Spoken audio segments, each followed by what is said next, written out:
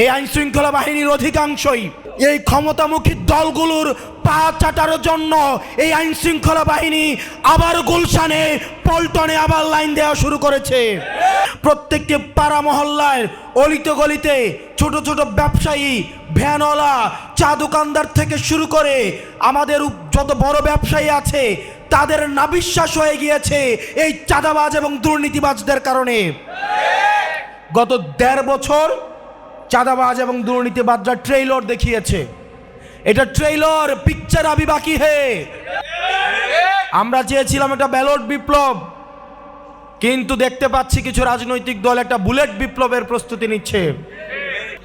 ২০২৪ সালের জুলাই মাসে আমরা দেখেছি যখন আমার ভাই আবু সাইদকে রংপুর বিশ্ববিদ্যালয়ের সামনে গুলি করে হত্যা করা হয়, তখন আওয়ামী লীগের অনেক বড় বড় নেতা মন্ত্রীরা বলেছিলেন আবু সাইদ নাকি ড্রাঙ্ক ছিলেন, মাদকাসক্ত ছিলেন। ঠিক একই কাঁধায়, একইভাবে, একই স্বরে, একই ভঙ্গিতে আমরা দেখতে পাচ্ছি আমার ভাই হাদিকে বিএনপির এক নেত্রী বলছেন হাদি নাকি গিনিপিগ, হাদি নাকি তেলাপোকার মতো। এই ফ্যাসিস্টদের যে তারস্বর, ফ্যাসিস্টদের যে অবয়ব, ফ্যাসিস্টদের যে চরিত্র, এই চরিত্র সেটি নীলুফাদের প্রকাশ, ভাবভঙ্গি, বিএনপির এই নেত্রীদের ভাবভঙ্গিতে এখন ফুটে উঠছে।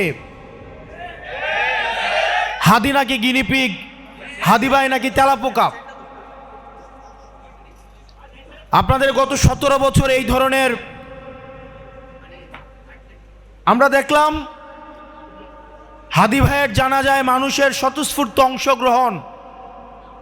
বাংলাদেশের বিভিন্ন প্রান্ত থেকে মানুষ স্বতঃস্ফূর্তভাবে হাদি ভাইয়ের জানাজায় অংশগ্রহণ করেছে। কাউকে বিরিয়ানির প্যাকেট দিয়ে, পকেটে টাকা গুঁজে দিয়ে, চাঁদাবাজির স্পন্সর্ড বাস দিয়ে তাদেরকে জানাজাতে অংশগ্রহণ করাইতে হয় নাই।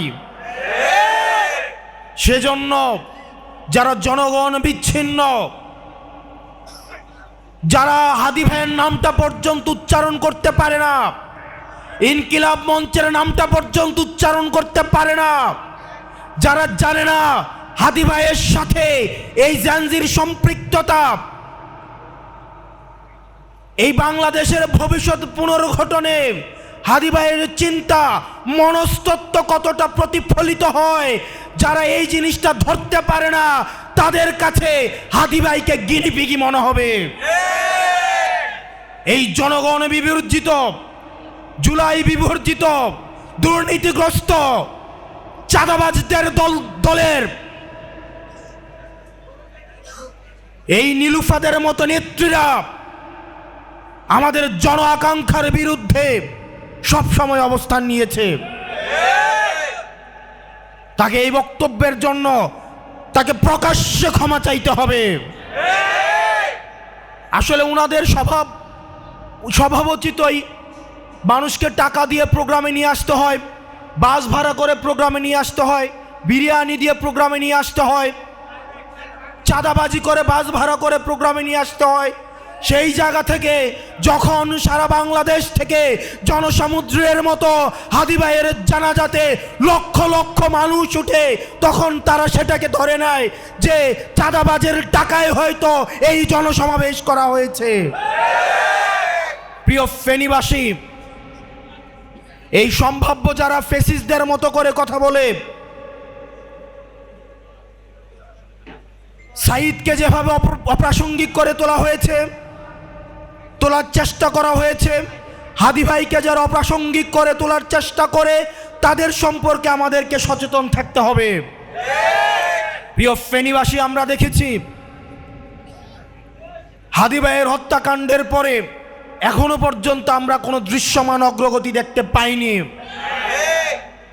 যে আইন শৃঙ্খলা বাহিনী রয়েছে, এই আইন শৃঙ্খলা বাহিনীর অধিকাংশই পরবর্তীতে কে বা কারা ক্ষমতায় আসতে পারে, যে বা যারা ক্ষমতায় আসতে পারে এই ক্ষমতামুখী দলগুলোর পা চাটার জন্য এই আইন শৃঙ্খলা বাহিনী আবার গুলশানে পল্টনে আবার লাইন দেওয়া শুরু করেছে।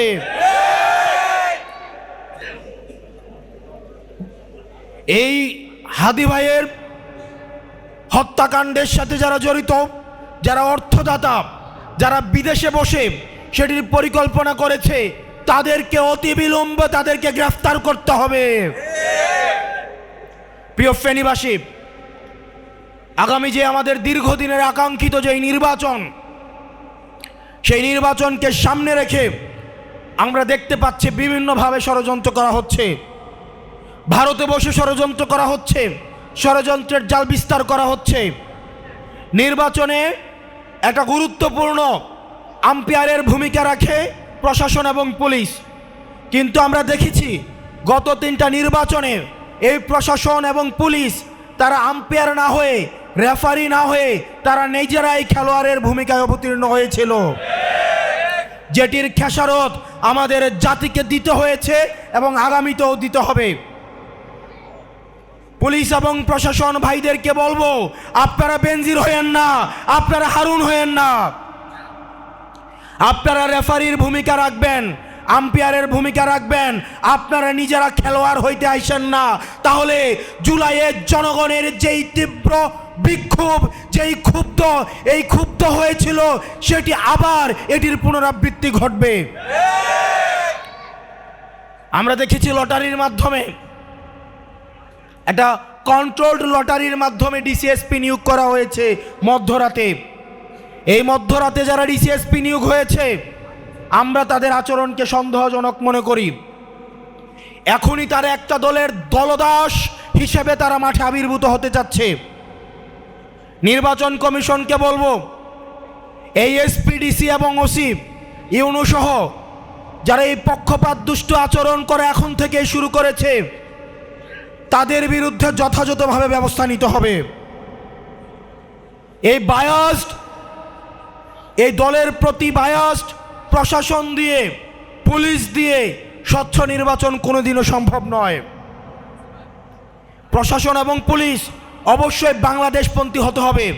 আপনারা জুলাইয়ে আপনাদের সহকর্মীদের নিদারুণ পরিণতির কথা আপনারা ভুলে যায়েন না। আপনারা বাংলাদেশপন্থী থাকুন। আপনাদের কোনো দল হওয়া উচিত না। আপনারা বিএনপিরও না, জামাতেরও না, আপনারা কোনো রাজনৈতিক দলেরও না, এনসিপির না, আপনারা হচ্ছেন বাংলাদেশের। সুতরাং প্রশাসন এবং পুলিশকে বলবো, আপনারা নিরপেক্ষ অবস্থান বজায় রাখুন। অত্যন্ত দুর্ভাগ্যজনক বিষয় হচ্ছে, আমরা দেখতে পাচ্ছি কিছু কিছু জেলায়, কিছু কিছু জায়গায় এসপি এবং ওসিরা বিএনপির পা চাটতে চাটতে তারা ব্যস্ত হয়ে যাচ্ছে। বিএনপির প্রার্থীদের সুনজরে পড়ার জন্য তারা ব্যস্ত হয়ে যাচ্ছে। যারা এই কাজটা করবে, আপনাদের পরিণতি বেনজিরের মতো হবে, ওসি প্রদীপের মতো হবে। আমরা গুলির মুখ থেকে ফিরে আসা, আমাদেরকে ভয় দেখায় লাভ নাই।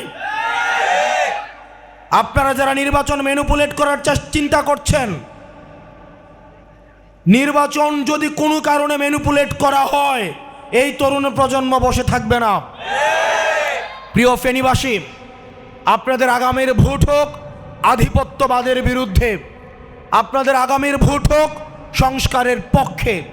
আপনারা দেখতে পেয়েছেন গত 1.5 বছর কোন কোন দল সংস্কারের বিপক্ষে অবস্থান নিয়েছে। তারা জন আকাঙ্ক্ষার বিপরীতে গিয়ে না ভোটের পক্ষে অবস্থান নিয়েছে। ছাত্রদের এবং জনতাদের দীর্ঘদিনের আকাঙ্ক্ষিত যেই বাংলাদেশের স্বপ্ন সংস্কারের মধ্য দিয়ে প্রতিফলিত হতে যাচ্ছিল, কারা সেটিতে বাধা দিয়েছে? প্রিয় ফেনীবাসী, আপনারা জানেন কারা চাঁদার টাকায় কাদের দল চলে।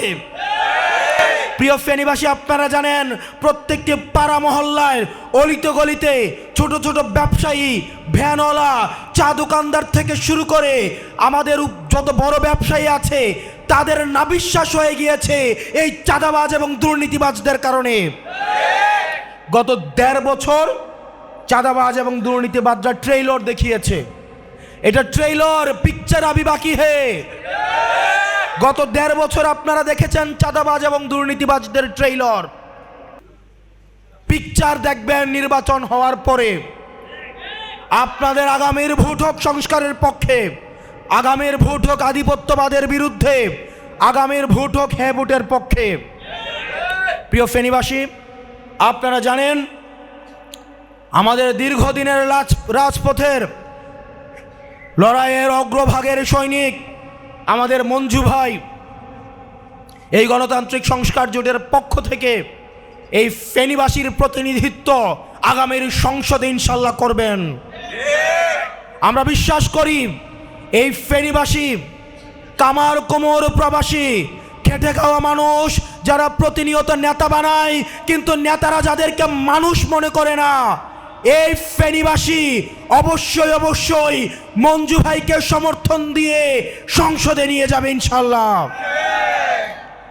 প্রিয় ফেনীবাসী, আমাদের রাজপথের লড়াই সংগ্রাম, আমরা চেয়েছি একটা ব্যালট বিপ্লব, কিন্তু আমরা দেখতে পাচ্ছি কতিপয় রাজনৈতিক দল মিলে তাদের মার্কাগুলাকে বিলুপ্ত করে দিয়ে আবার একটা দলে একভূত হচ্ছে। নিজের দলকে বিক্রি করে দিয়ে যারা মার্কা বিলুপ্ত করে দিয়ে একটা সিটের জন্য, দুইটা সিটের জন্য যারা নিজের দলকেই বিক্রি করে দিচ্ছেন, আপনারা আপনাদের নিজেদের দলের প্রতি আপনারা অন্যায় করেছেন। আপনারা আপনাদের নিজেদের দলের প্রতি আপনারা অবিবেচনা করেছেন। দুইটা সিটের বিনিময়ে নিজেকে বিক্রি করে দিলেন। আমাদের দীর্ঘদিনের রাজপথে থাকা আমাদের অনেক সহকর্মী, আমাদের কাছাকাছি বয়সের ভাইয়েরা আছেন, আপনারা গণ আকাঙ্ক্ষার বিরুদ্ধে গিয়ে আপনারা দুইটা তিনটা সিটের বিনিময়ে নিজের মার্কা বিলুপ্ত করে দিয়ে অন্য একটা রাজনৈতিক দলের কাছে চলে যাচ্ছেন। এর থেকে দুঃখজনক আর কিছুই হইতে পারে না। আমরা চেয়েছিলাম একটা ব্যালট বিপ্লব, কিন্তু দেখতে পাচ্ছি কিছু রাজনৈতিক দল একটা বুলেট বিপ্লবের প্রস্তুতি নিচ্ছে। আমাদের সবাইকে একসাথে আমাদের অন্যায়ের বিপক্ষে, ইনসাফের পক্ষে আমাদের সবাইকে লড়ে যেতে হবে। হাদি ভাই আমাদেরকে শিখিয়েছে আমরা জান দিব কিন্তু জুলাই দিব না। আমরা সবাই একসাথে ইনকিলাব ইনকিলাব, আপোষ না সংগ্রাম।